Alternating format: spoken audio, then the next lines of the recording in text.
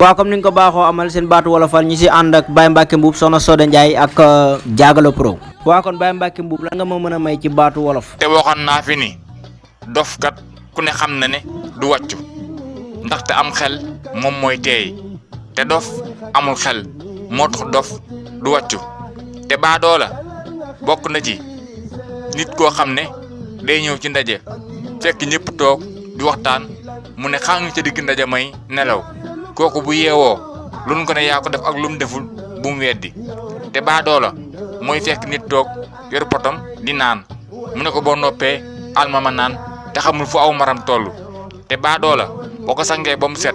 nga solol ko yére xeeñal ko parfum teg ko du ko teree nekk baadoola ndax bii jëf-jëfi baadoola dalay bett yàlla na yàlla musal ci baadoola. jërëjëf Baye Mbacke Mbuub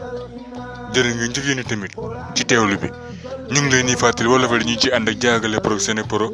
ñu ngi leen di jox ndox daje ba suba ak jàmm ci beneen nu wolofal jërë ngeen jëf ñu ngeen doon jàmm. waaw kon jërëjëf Baye Mbacke Mbuub jërëjëf soxna Soda Ndiaye waxtaan wi mat na matale na. waa seen waxtaan wolofal mën ngeen ko am ci Sénépro ak Diagalo Pro.